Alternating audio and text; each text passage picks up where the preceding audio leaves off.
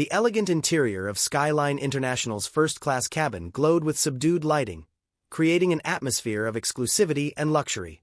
Polished wooden surfaces gleamed softly, and the plush leather seats promised comfort for the 6-hour flight from Los Angeles to New York.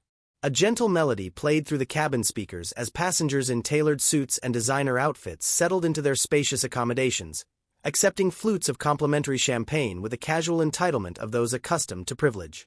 Among them moved Grace Morgan, her petite frame dressed in worn jeans, a faded navy hoodie, and scuffed white sneakers.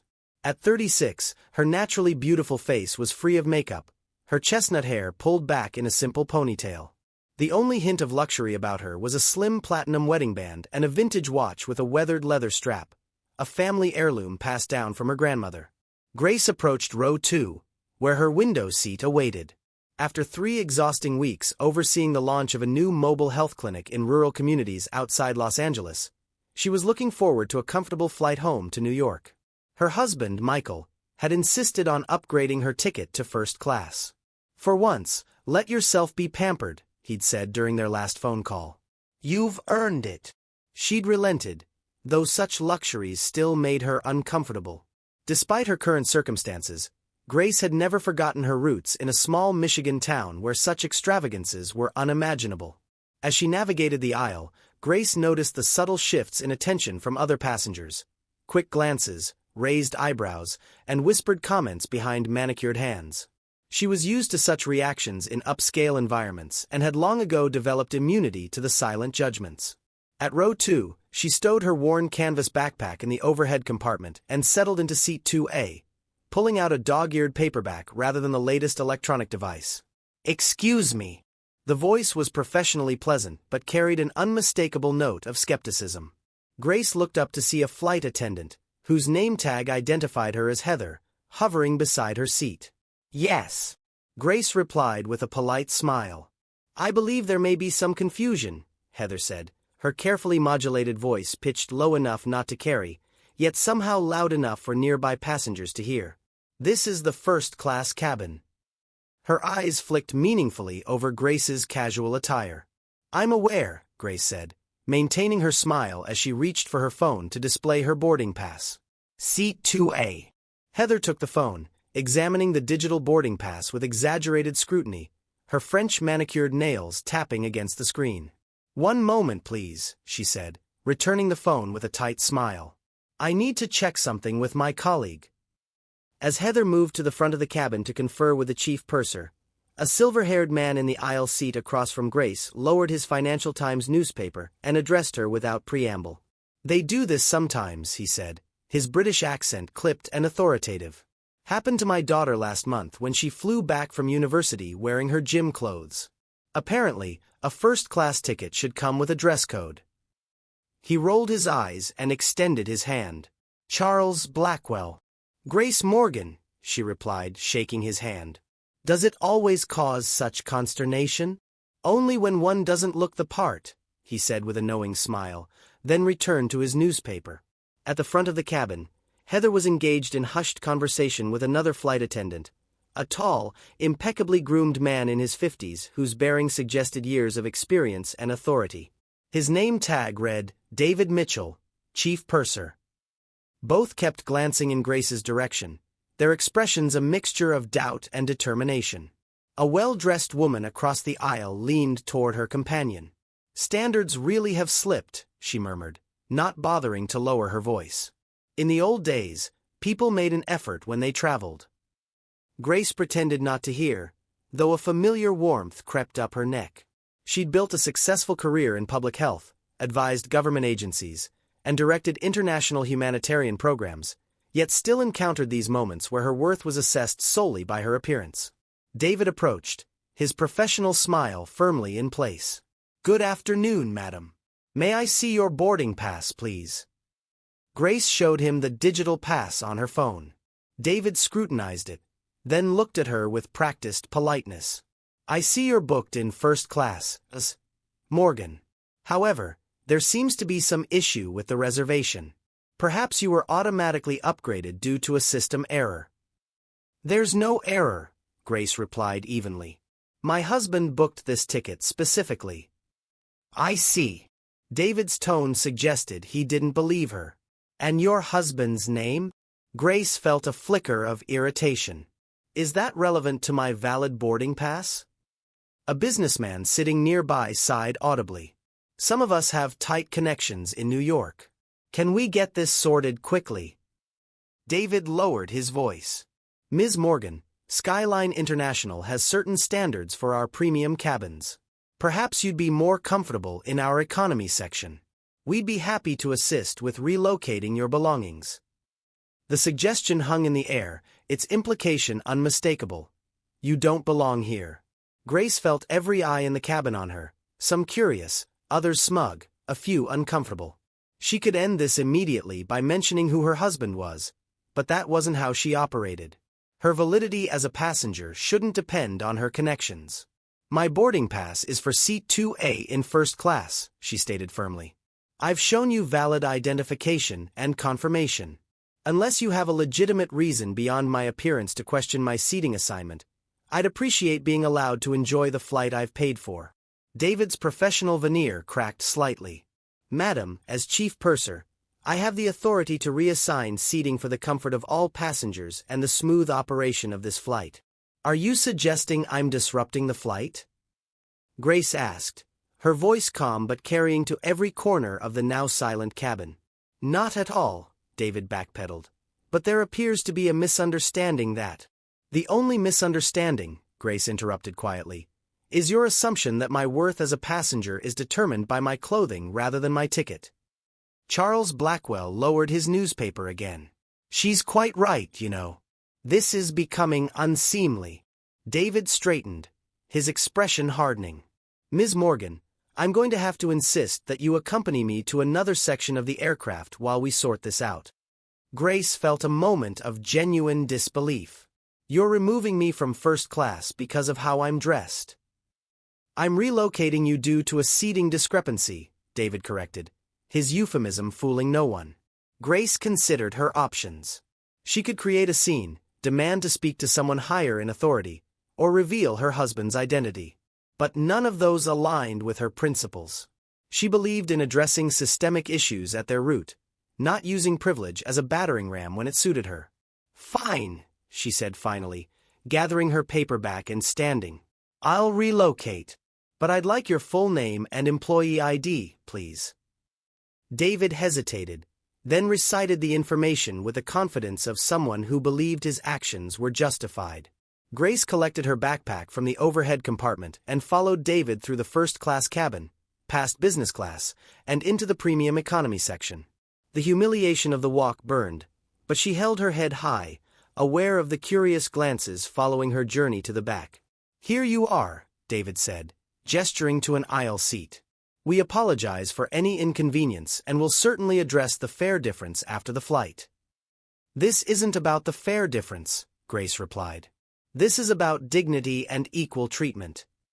David's smile remained fixed as he turned away, his dismissal complete. As the flight took off 20 minutes later, Grace stared out the window at the receding California coastline, her mind already moving beyond this incident to the larger issues it represented. This wasn't just about one flight attendant's bias or her personal discomfort. It was about the countless people who faced such judgments daily without the resources or platform to challenge them. She pulled out her phone and began making notes for an email to Skyline International's corporate headquarters. This conversation was just beginning. In the gleaming steel and glass headquarters of Skyline International Airlines in downtown Manhattan, Catherine Preston, the senior vice president of customer experience, scanned the quarterly performance reports with growing concern. Customer satisfaction scores had dipped 3 percentage points overall, with particularly troubling feedback regarding staff interactions. The board meeting is in 30 minutes, her assistant reminded her, placing a fresh cup of coffee on the desk. And Mr. Morgan confirmed he'll be joining in person rather than by video conference. Catherine nodded, trying to mask her apprehension. Michael Morgan, the tech billionaire who had acquired a controlling interest in Skyline International 18 months ago, rarely attended operational meetings in person. His decision to come today, combined with the concerning customer metrics, created a perfect storm of anxiety. Have Jessica Parker and her first-class service team arrived? Catherine asked. They're waiting in the small conference room, her assistant confirmed. David Mitchell is with them. Good. They consistently have our highest satisfaction ratings. We'll need some positive examples to highlight. Across town, in a spacious Tribeca loft with views of the Hudson River, Michael Morgan adjusted his tie in the mirror. At 41, he carried himself with the quiet confidence of someone who had built something substantial from nothing. His charcoal suit was impeccably tailored but understated, luxury evident only in its perfect fit and the quality of the fabric. "Are you sure you don't want me to address the flight crew directly?" he asked, watching Grace's reflection as she gathered her notes at the dining table. Grace looked up, tucking a strand of hair behind her ear. For today's meeting, she had dressed simply but professionally in dark jeans, a white blouse, and a tailored blazer, refined but still authentic to her. Practical style. "No, this isn't about public shaming or flexing your corporate muscle," she replied. "It's about addressing a culture that needs to change." Michael smiled, his expression softening as he looked at his wife. They had met 7 years ago when his tech company had partnered with her public health nonprofit to develop mobile applications for rural healthcare workers. Her brilliant mind, unwavering integrity, and complete indifference to his wealth had captivated him immediately. "They humiliated my wife," he said, his voice tight. "That makes it personal." Grace crossed the room and straightened his tie, though it needed no adjustment. "And I love you for that protective instinct. But this is bigger than one uncomfortable flight or 3 misguided crew members. This is about a system that values appearance over humanity." Michael nodded, covering her hand with his. After building a tech empire valued at over $40 billion, he had learned to trust Grace's judgment in matters involving people and systems. Her emotional intelligence balanced his strategic thinking perfectly. "All right," he conceded. "We'll do it your way. Systemic change, not personal vendettas." "That's why I married you," Grace said with a smile. "You can actually listen." As they gathered their materials for the meeting, Grace took one last look at the packet she had prepared. 27 documented incidents from Skyline International passengers who had experienced similar treatment in premium cabins over the past 6 months. Each story represented someone who had been judged, dismissed, or humiliated based on appearance alone. The board meeting was well underway when Michael and Grace arrived at Skyline International headquarters. The sleek boardroom fell silent as they entered, executives straightening in their chairs at the sight of the company's majority shareholder. "Mr. Morgan," Catherine Preston said, rising from her seat. "Thank you for joining us. We were just reviewing our quarterly customer experience metrics." Michael nodded, taking a seat at the head of the table. "Please continue." Catherine resumed her presentation, highlighting positive trends where possible while carefully framing the areas of concern. Michael listened attentively, occasionally making notes on a small leather-bound notebook, while Grace sat quietly, observing the dynamics in the room. "Now, I'd like to draw attention to our areas of excellence," Catherine said, her voice brightening. "Our first-class service on transcontinental routes has maintained a 91% satisfaction rating, well above industry average. We have representatives from that team here today." She gestured toward a group seated at the far end of the table. Jessica Parker, the first-class service director, flanked by several cabin crew members, including David Mitchell. "In fact," Catherine continued, "I've asked Jessica to share some insights about their approach to premium customer service." Jessica stood confidently and moved to the presentation area. "Thank you, Catherine. At Skyline International, we believe first-class service begins the moment our passengers step on board. We pride ourselves on recognizing the needs of our premium travelers and creating an atmosphere of exclusivity and comfort." As Jessica continued her presentation, David Mitchell gradually became aware of a familiar face watching him from the other end of the table. The woman in jeans, blazer, and white blouse. Where had he seen her before? Recognition dawned slowly, followed by a flood of confusion and alarm. It was the passenger from the Los Angeles flight 3 days ago, the one he had relocated from first class. Jessica faltered mid-sentence as she noticed David's sudden pallor. Following his gaze, she too recognized Grace, sitting calmly beside Michael Morgan, the airline's owner. A heavy silence descended on the room. Michael cleared his throat. "I believe some of you may recognize my wife, Grace Morgan," The reaction around the table was immediate. Widened eyes, sharp intakes of breath, panicked glances exchanged between executives. Catherine Preston looked as though she might faint. "Your wife," Jessica managed, her professional composure crumbling. "Yes," Michael confirmed, his tone deceptively casual. Grace was a passenger on Flight SK 392 from Los Angeles to New York 3 days ago. She was booked in first class but was relocated to premium economy. Perhaps Mr. Mitchell could explain why. All eyes turned to David, who had gone completely pale. He began, his voice cracking. "There must have been a misunderstanding." "A misunderstanding," Michael repeated thoughtfully. "Grace, would you characterize what happened as a misunderstanding?" Grace stood, her manner calm and collected in contrast to the tension permeating the room. Unlike Michael, whose controlled anger was evident in the set of his jaw, she projected a sense of purpose rather than retribution. "What happened on that flight wasn't a misunderstanding," she said clearly. "It was a manifestation of systemic bias. I was judged not by my valid boarding pass, which was verified multiple times, but by my appearance." She looked directly at David. "Mr. Mitchell decided I didn't belong in first class because I didn't match his image of who deserves to be there. He questioned my identity, threatened me with removal from the flight, and ultimately humiliated me by escorting me to premium economy in front of a cabin full of observers." Catherine began to stammer an apology, but Grace raised a hand gently to pause her. "This isn't about one incident or one employee," she continued, placing the folder she had prepared on the table. "This contains 27 documented incidents from the past 6 months alone. A teenager in business class questioned repeatedly because of his hooded sweatshirt. An elderly woman redirected from the first-class lounge despite having valid access. A disabled passenger assumed to be in the wrong line for priority boarding." She slid the folder toward Catherine, whose hands trembled slightly as she accepted it. "Each incident follows the same pattern. Passengers judged by appearance rather than their ticket, status, or humanity." "I had no idea," Catherine whispered, flipping through the pages. "That's the problem," Michael stated firmly. "You should have known. These incidents were reported through your feedback system but were classified as customer misunderstandings and effectively buried." Jessica Parker had recovered enough to attempt damage control. "Mr. and Mrs. Morgan, on behalf of our team, I offer my deepest apologies. There are protocols we're expected to follow regarding verification."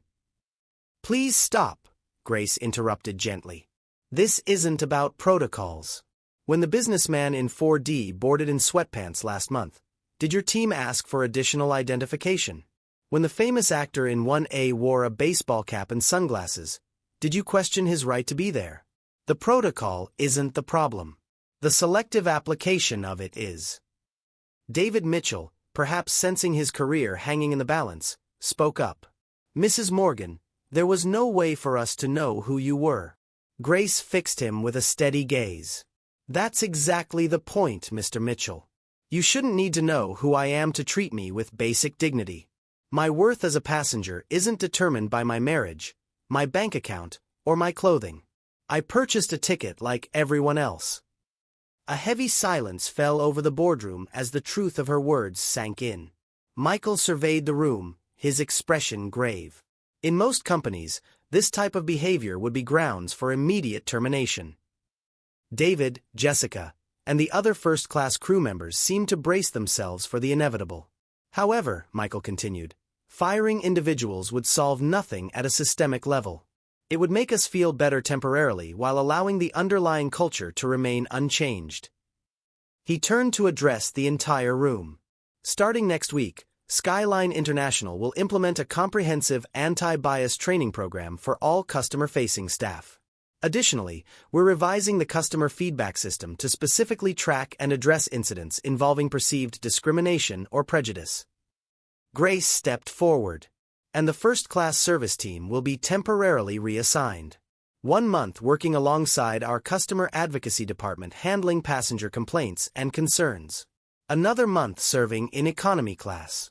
After that, if performance reviews indicate a genuine understanding of these issues, they can reapply for their premium cabin positions." Catherine nodded vigorously. I'll personally oversee these changes and ensure the passengers identified in your report receive appropriate compensation and apologies. Michael looked directly at David Mitchell and his team. This isn't about punishment. It's about understanding. The true measure of premium service isn't how well you treat people who look important. It's how you treat everyone regardless of appearance. 6 months later, Grace Morgan boarded Skyline International Flight SK 392 from New York to Los Angeles. Dressed in the same navy hoodie and jeans she had worn on that fateful flight, she made her way to seat 2A in first class. "Good morning, Mrs. Morgan," said a familiar voice. "Can I offer you a beverage before takeoff?" Grace looked up to see David Mitchell standing beside her seat, professional and attentive. The months working in customer advocacy and economy service had changed him in subtle but significant ways. His posture was the same, his uniform as immaculate as ever, but his eyes held a genuine warmth that had been absent before. "Just water, please," she replied. As David placed the water on her armrest, he hesitated. "Mrs. Morgan, I'm not sure if you remember me." "I remember you, Mr. Mitchell." He nodded, acknowledging the impossibility of being forgotten. "I wanted to thank you," he said quietly. "These past months have been transformative." Grace regarded him thoughtfully. "How was your time in customer advocacy?" "Humbling," he admitted. "I heard directly from passengers who felt dismissed or judged by interactions I would have previously considered routine. Comments I never thought twice about making. Assumptions I didn't even realize I was operating under. People usually notice when they're being judged," Grace observed. Further down the aisle, Grace spotted Jessica Parker helping an elderly man in well-worn clothing stow his battered suitcase in the overhead compartment, her manner patient and respectful as she ensured his comfort. The change was subtle but unmistakable. "The program you and Mr. Morgan implemented has changed things," David continued. "Not just procedures, but how we think about our passengers, about people in general." "I'm glad to hear that." David straightened, returning to his professional demeanor. "Enjoy your flight, Mrs. Morgan. If you need anything at all, I'm here to assist." As he moved to serve other passengers, Grace noticed a young woman boarding the first-class cabin.